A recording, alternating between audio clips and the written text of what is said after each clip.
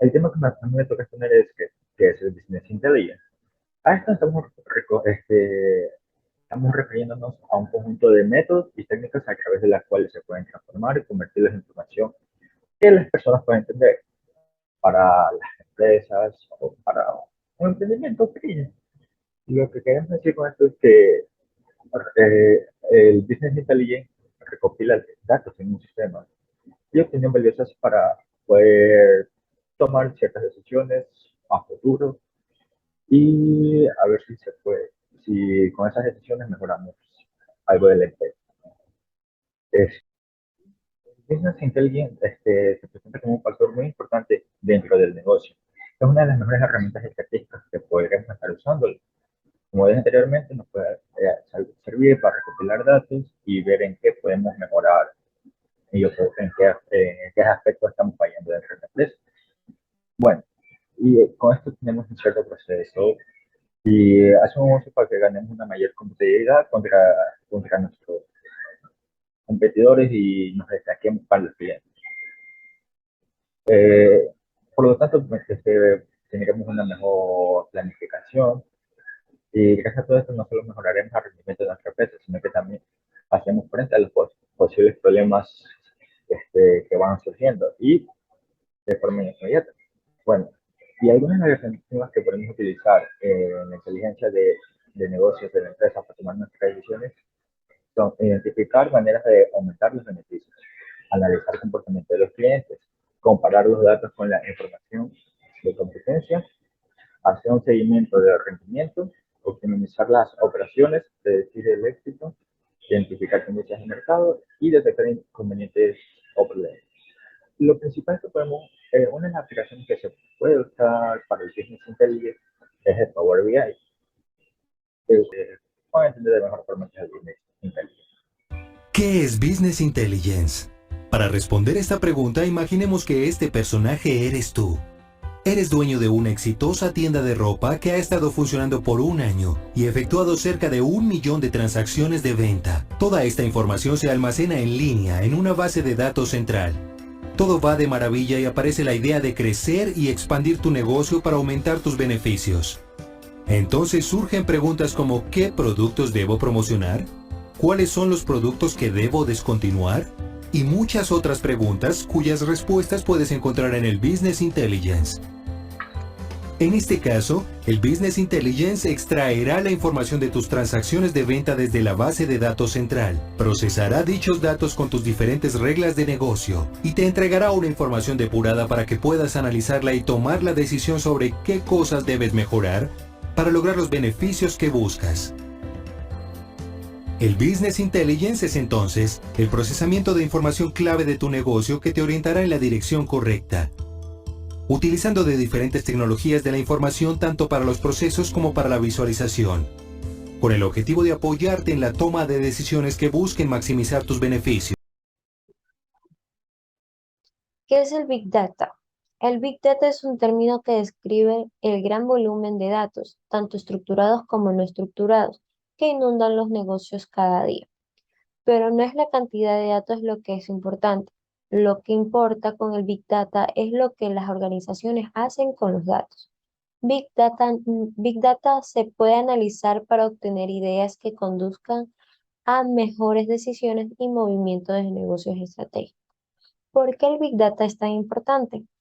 Lo que hace que Big Data sea tan útil para muchas empresas es el hecho de que proporciona respuestas a muchas preguntas que las empresas ni siquiera sabían que tenían. En otras palabras, proporciona un punto de referencia. Con una cantidad tan grande de información, los datos pueden ser moldeados o probados de cualquier manera que la empresa considere adecuada. Al hacerlo, las organizaciones son capaces de identificar los problemas de una forma más comprensible. Las 3 B de Big Data: volumen, velocidad, variedad. Volumen. La cantidad de datos importa. Con Big Data tendrá que procesar grandes volúmenes de datos no estructurados de baja densidad. Puede tratarse de datos de valor desconocido, como feeds de datos de Twitter, secuencias de clics en una página web o aplicación móvil, o equipos con sensores. Para algunas organizaciones, esto puede suponer decenas de terabytes de datos, para otras incluso cientos de petabytes. Vamos con velocidad. La velocidad es el ritmo al que reciben los datos y al que se aplica alguna acción. La mayor velocidad de los datos normalmente se transmite directamente a la memoria en vez de escribirse en un disco. Algunos productos inteligentes habilitados para Internet funcionan en tiempo real o prácticamente en tiempo real y requieren una evaluación y actuación en tiempo real. Variedad. La variedad hace referencia a los diversos tipos de datos disponibles. Los tipos de datos convencionales eran estructurados y podían organizarse perfectamente con una base de datos relacional. Con el auge del Big Data, los datos se presentan en nuevos tipos de datos no estructurados. Los tipos de datos no estructurados y semiestructurados, como el texto, audio o video, requieren un procesamiento adicional para poder entender su significado y admitir metadatos.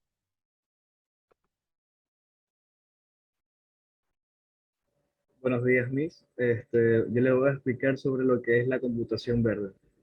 El concepto entiende que a través de las innovaciones tecnológicas y el uso de los recursos informáticos de forma más responsable, es posible contribuir al futuro del planeta.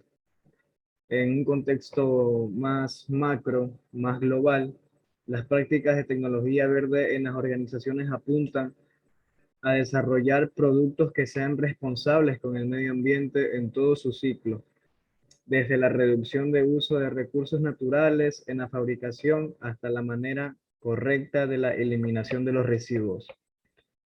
También de reducir la huella de carbono, que son las emisiones de CO2, mediante el uso de energías limpias o soluciones que generen eficiencia y ahorro en el gasto eléctrico.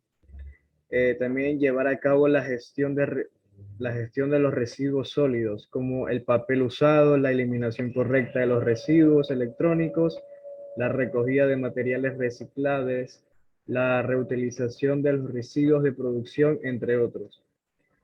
También reducir el uso de agua en las operaciones diarias en la empresa. Y por último, modificar la distribución de las empresas y los modelos de gestión para optimizar los procesos y ganar eficiencia en las operaciones.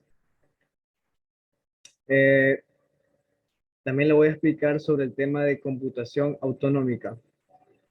La computación autonómica es la próxima generación de la tecnología. Debe su nombre al sistema nervioso autónomo humano que envía impulsos que controlan el ritmo cardíaco, homeostasis, la respiración y otras funciones sin el pensamiento consciente o esfuerzo. Se puede imaginar un mundo donde las computadoras reparan sus propios problemas aún antes de que nos percatemos de que los veamos. IBM está construyendo ese mundo con una gama de capacidades de computación autonómica. IBM considera 8 criterios básicos de la definición de un sistema generalizado de computación autonómica. Primero, el sistema debe ser capaz de hacer un balance continuo de sí mismo, sus conexiones, dispositivos y recursos. 2. Debe ser capaz de configurar y reconfigurar a sí mismo dinámicamente según las necesidades. 3. Siempre debe buscar formas de optimizar el rendimiento. 4. Debe realizar autosanación por la redistribución de recursos y reconfigurarse para evitar todos los elementos disfuncionales. 5. Debe ser capaz de controlar la seguridad y protegerse de los ataques. 6. Debe ser capaz de reconocer y adaptarse a las necesidades de los sistemas que coexisten en su entorno. 7. Debe trabajar con las tecnologías compartidas. 8. Las adjudiciones de propiedad no son compatibles con la ideología de la computación autonómica. Virtualización. En la virtualización es una tecnología que permite crear servicios de tecnología informática útiles con recursos que están tradicionalmente limitados al hardware, gracias a que distribuye las funciones de una máquina física entre varios usuarios o entornos, los cuales posibilita el uso de toda la capacidad de la máquina. El software, denominado hipervisor, separa los recursos físicos de los entornos virtuales que los necesitan. Los hipervisores pueden controlar un sistema operativo como una computadora portátil o instalarse directamente en el hardware, como un servicio que es directamente de la mayoría de las empresas implementan esta forma de virtualización. Los hipervisores toman los recursos físicos y dividen de manera tal que los entornos virtuales puedan usarlos. Entre los tipos de virtualización tenemos virtualización de los datos, virtualización de los escritorios, virtualización de los escritores, de los servidores, virtualización de los sistemas operativos.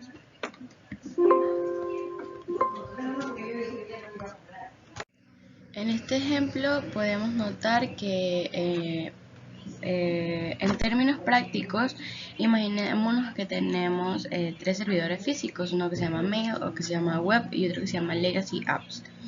Entre estos tres servidores, cada uno tiene un propósito específico y como podemos ver aquí,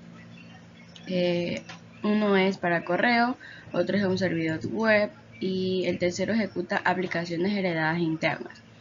Se utiliza alrededor del 30% para cada servidor y de la manera que pueda partir todo su potencial. Pero como las aplicaciones heredadas siguen siendo importantes para sus operaciones internas, tiene que conservarse junto con el tercer servidor que los aloja. Entonces, normalmente la respuesta sería que si por lo general era más fácil y confiable ejecutar tareas individuales en cada servidor, es decir, un servidor, un sistema operativo y una tarea, ya que no era sencillo asignarles varias. Sin embargo, la virtualización permite dividir el servidor de correo en otros dos únicos. Los otros únicos que se pueden grabar, que pueden ocuparse en tareas independientes. Para poder trasladar las aplicaciones heredadas, se utiliza el hardware pero de manera eficiente. Es decir, que se juntaría en este primer servidor el servidor de mail y de legacy apps, los cuales serían uno solo, por lo tanto habría 30 y 30%. Y quedaría únicamente el servidor web. Si bien pensamos en la seguridad, es posible volver a dividir el primer servidor, como lo mencioné, para que gestione otra tarea y así aumentar el uso del 30% a un 60% y luego a un 90%. Una vez que logra los servidores que queden vacíos, se pueden reutilizar para otras tareas o retirarse todos juntos para reducir los costos de refrigeración y mantenimiento.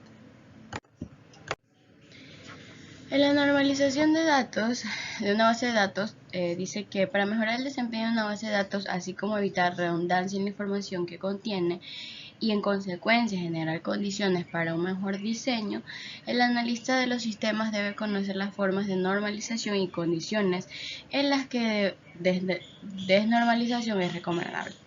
En este tema se abordan aspectos conceptuales básicos relacionados con las formas de normalización, generalmente utilizadas en el análisis, desarrollo e implementación de los sistemas de base de datos, que son 1FN, 2FN y 3FN son los más utilizados. Además, particularidades y consideraciones que el analista deberá evaluar para decidir normalizar mayor grado a una base de datos. Mantener su forma normal actual o la desnormalización es un modelo relacional. La normalización es la transformación de las vistas de usuario complejas y del almacén de datos a un juego de estructuras de datos más pequeñas y estables. Además de ser más simples y estables, las estructuras de datos son fáciles de mantener que otras estructuras de datos. Bueno, nosotros aquí tenemos un ejemplo que en sí que cada función de la normalización de datos establece, ¿no? 1FN es eliminar los grupos repetitivos de las tablas individuales. Otra característica es crear tablas separadas por cada grupo de datos relacionados. Identificar cada grupo de datos relacionados con clave primaria. En 2FN, crear tablas separadas para aquellos grupos de datos que se aplican a varios registros. Relacionar a estas tablas mediante una clave externa. Y la 3FN es eliminar aquellos campos que no dependan de la clave. ¿Qué tal, jóvenes? Continuando con nuestra segunda unidad, en este video veremos para qué sirve la normalización y cómo efectuarla. La normalización de las tablas de una base de datos significa que se optimizará su diseño para que no exista repetición de datos y se prevenga problemas de inconsistencia.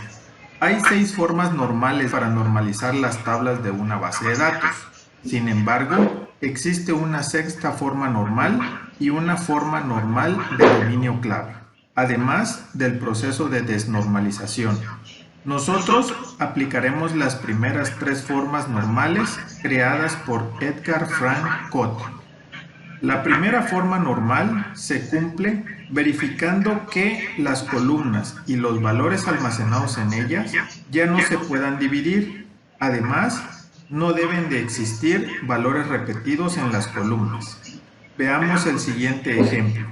Tenemos esta tabla donde observamos a clientes con sus datos personales, productos que han comprado y la fecha en que los compraron. Apliquemos la primera forma normal. Veamos en qué columnas los valores se pueden dividir. Identificamos que el nombre podemos separarlo en nombre, apellido paterno y apellido materno.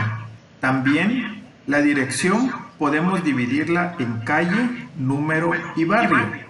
Con esta división nos aseguramos que todos los datos se escriban o que estén en el orden correcto, ya que existen nombres incompletos y direcciones incompletas. Ahora identifiquemos en qué columnas los datos se encuentran duplicados y visualizamos que en todas ellas existen datos duplicados, por lo que para solucionar este problema vamos a separar los datos en tablas independientes, quedando de la siguiente manera.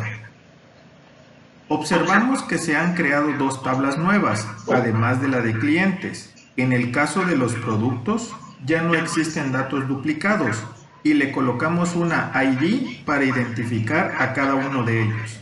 Y colocamos esta ID en la tabla compra, que son los productos que habían comprado los clientes. Por otro lado, en la tabla clientes aún tenemos datos duplicados en la columna barrios, por lo que debemos separarlo en una nueva tabla. Observamos que hemos creado la tabla barrios y le colocamos una ID para identificarlos. Este dato fue colocado en la tabla clientes. Ahora nuestras tablas ya se encuentran en la primera forma normal. Veamos en qué consiste la segunda forma normal. Para ello debemos seguir las siguientes reglas. El diseño debe de estar en la primera forma normal. Verificar que todos los valores de las columnas deban depender únicamente de la llave primaria de la tabla, es decir, que tengan relación.